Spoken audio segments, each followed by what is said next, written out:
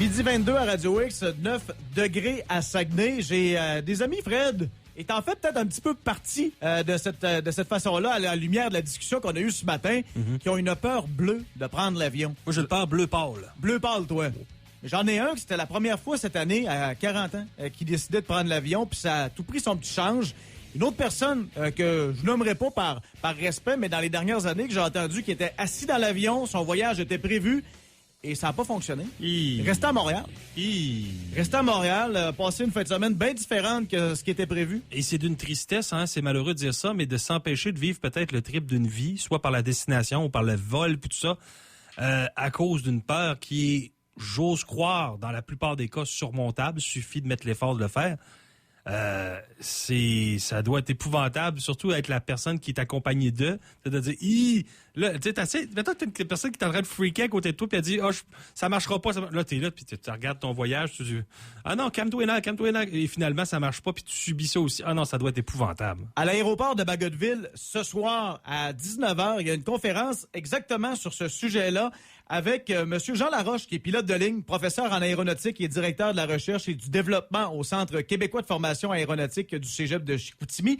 Monsieur Laroche, bonjour. Bonjour à vous. Bonjour. Comment ça va? Ça va très bien. Conférence de ce soir qui s'adresse à des gens qui ont une peur bleue de prendre l'avion ou encore des gens qui sont plus ou moins à l'aise, de ce que j'en comprends. Oui, absolument, mais la peur de prendre l'avion, c'est complètement irrationnel. Hein? Vous savez qu'après la marche à pied, c'est le mode de transport des personnes le plus sécuritaire qui a jamais été inventé. Vous savez, c'est quoi le moment le plus délicat d'une envolée? C'est quand c'est le plus risqué? L'atterrissage. Non, c'est de se rendre à l'aéroport en auto. C'est là que le risque est réel. Là. Sur la route au Canada, depuis 12 ans, on a eu environ 35 000 morts. Dans les compagnies aériennes au Canada, on en a eu 0. Alors, c'est vraiment un mode de transport hyper sécuritaire. Vous amenez des chiffres intéressants, puis je pense qu'il faut les amener, mais psychologiquement, là, pourquoi? Pourquoi les gens ont peur de l'avion? Ben d'abord, on est un animal terrien. Hein. On a besoin de la planète en dessous de nos pieds, là. Et puis il y en a qui, ça commence dans l'échelle, sur le balcon, en montagne. Alors c'est pas naturel. On sort de notre zone de confort d'aller en avion. Mais c'est aussi un cumul de différentes peurs.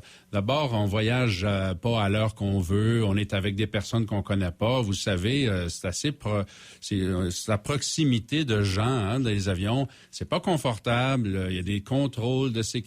J'aurais l'impression de dire que, justement, vous avez dit contrôle. On n'a pas le contrôle. Quand je conduis, j'ai le contrôle de ma destinée avec mon volant.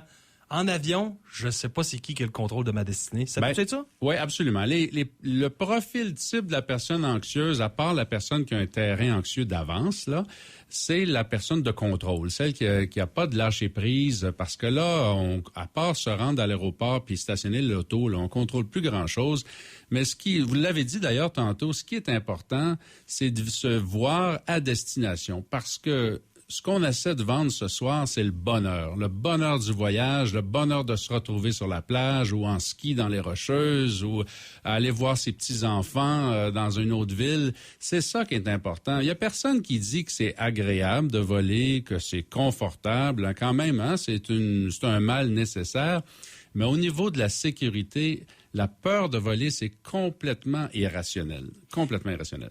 Quand on regarde des films, ça fait des bons scénarios aussi, mais souvent, c'est des scénarios catastrophes quand on parle d'avion. Est-ce que ça peut entrer en ligne de compte des gens qui ont vu toute leur vie des films où ça virait mal? Bien, ça va nourrir l'anxiété des gens, mais ce travail-là, il commence loin avant de planifier son voyage. D'abord, en venant ce soir, on va régler des comptes à certains mythes. Vous savez, les turbulences, les poches d'air, le travail des agents de bord, des pilotes, les avions qui planent pas. On va régler un paquet de mythes comme ça. Puis on va donner des outils pour que les gens puissent gérer leur anxiété. Par exemple, choisir ses vols, choisir ses compagnies aériennes, le moment de la journée qu'on va voler. Si on a peur des turbulences, on peut voler le matin, il y en a moins. Puis là, je suis convaincu que vous allez me dire que prendre deux vodkas avant d'embarquer puis 2 vodkas en haut, c'est une bonne chose? Ben l'alcool, c'est le déstresseur le plus populaire au monde. Mais d'abord, il y a un effet amplifié avec l'altitude un petit peu. Le problème avec l'alcool, là, c'est que ça peut ruiner la première journée de vacances. Alors pourquoi pourquoi saboter ces belles vacances et puis se faire du mal peut-être en avion, arriver un peu poqué là-bas, alors que finalement, là, avec un peu de lâcher-prise, ça peut être même agréable. Vous savez, il faut, à la fin du voyage, faire une rétrospection puis dire, j'ai eu beaucoup de plaisir.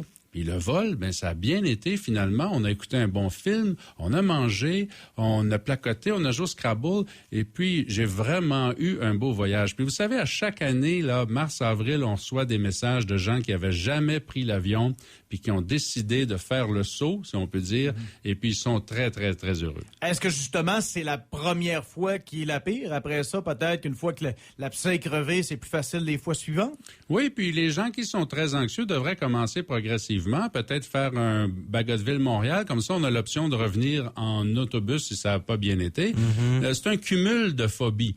On a peur des hauteurs, on a surtout peur de ses propres réactions. Ça, je dirais que c'est en haut de la liste. Mais ensuite, il y a certaines gens qui sont claustrophobes. Et puis ça, là, on s'habitue. Commencer dans un gros avion et puis tranquillement aller vers les plus petits selon les destinations, on s'habitue, c'est surprenant. Moi, dans mon cas, c'est quand ça shake. Du moment qu'on frappe une mini poche d'air ou il y a une petite turbulence, je deviens gros comme un pois vert, là. Je rapetisse dans mon siège, puis j'existe plus, puis là, je parle à Jésus, je parle à mon oncle, je parle à des gars. Quand ça shake pas de problème. Si ça shake, je vois déjà le fuselage en feu, là. C'est intéressant ce que vous dites. Est-ce que vous avez la même réaction quand vous tombez dans une poche de béton ou une poche d'eau? Parce qu'il n'y en a pas des poches d'air, il n'y en a jamais eu. Jamais eu des quand poches ça d'air. shake. Alors, ce qu'on dit aux gens, là, écoutez, d'abord, c'est comme une route en gravier. Quand il y a de la turbulence, au Québec, on est quand même habitué à ça. Alors, ce qu'on fait, c'est qu'on fait le test du verre d'eau. On demande un verre d'eau à notre agent de bord, on le met sur la tablette devant nous, puis on regarde l'eau. Vous allez voir que l'eau, elle bouge pas. Ça veut dire que les peurs que j'ai des turbulences, c'est subjectif. Ça vient nourrir mes angoisses d'avance, mais l'eau bouge pas. Alors, finalement, on bouge pas tant que ça. La bonne nouvelle avec les turbulences, c'est que c'est normalement parce qu'on a des vents d'eau puis on va plus vite. Alors, le vol va durer moins longtemps. Est-ce que c'est arrivé comme pilote de ligne d'être face à des situations incontrôlables de personnes qui sont rendues ingérables à cause d'une anxiété ou d'une peur de prendre l'avion? Oui, il y a ça. Il y en a certainement. Ça l'arrive. La plupart des gens vont s'auto-disqualifier avant le vol. Ils vont annuler leur plan. Et c'est bien dommage parce que, surtout dans un couple, ça peut gâcher le voyage d'à peu près tout le monde. Moi, je vous le dis, le travail commence avant. Il commence avec la visualisation, avec des techniques de gestion du stress, mais aussi avec de la connaissance. Puis ce soir, on va parler de l'aviation. Comment ça vole un avion et pourquoi c'est si sécuritaire. Puis, à chaque année, on réussit là, à amener des gens en voyage qui n'ont jamais fait avant. Le taux de réussite est bon? On le calcule pas, mais c'est très encourageant pour nous quand on reçoit les messages au printemps de dire j'ai fait le plus beau voyage de ma vie et c'était le premier. Parce que quand je parlais en introduction tantôt d'un témoignage que j'avais lu sur Facebook, quelqu'un qui avait un super de projet de voyage avec sa blonde qui finalement est débarqué à Montréal, que ça fonctionnait pas, les gens, facilement le réflexe, c'est de dire, soit comme Fred, prends un petit peu d'alcool, ça va t'engourdir un peu, ou encore des médicaments pour dormir, des gravoles, etc. Vous avez donc ce soir d'autres trucs avant d'en arriver là, parce que lui, ça semblait vraiment hors d'usage de se médiquer pour ça. Là. Oui, l'anxiété générale, c'est un club sandwich à plusieurs étages, et puis la personne arrive souvent, les travailleurs autonomes ou les parents vont arriver la journée du voyage, on est épuisé, on a travaillé jusqu'à la veille, on tire les valises des enfants et tout. Alors, en planifiant nos trucs, on est capable de gérer ces sources d'anxiété-là pour que l'anxiété de voler elle-même soit un peu isolée, plus facile à gérer. L'alcool, tout le monde en prend, c'est agréable, mais il faut faire attention pour pas gâcher nos premières journées quand on arrive là-bas. Et il y en a, on a déjà entendu parler d'histoires de personnes qui en avaient trop pris, soit à l'aéroport, finalement se font sortir de l'avion parce qu'ils sont désagréables avec les autres passagers. Oui, et puis là, il y a des amendes fédérales dans ce temps-là. Là, ça fait un mal de bloc assez sérieux, là, ouais. C'est ce soir, 19h, à l'aéroport de Bagotville. C'est gratuit et je vous suggère d'appeler à Promotion Saguenay, 698-3157 pour réserver votre place. Monsieur Laroche, merci beaucoup. Puis je veux dire aussi qu'on va avoir du temps pour répondre à vos questions. Les questions sont toujours intéressantes, sont toujours très, très, très intéressantes. Bonne conférence, merci. Merci. Au revoir. Salut. Midi Pile.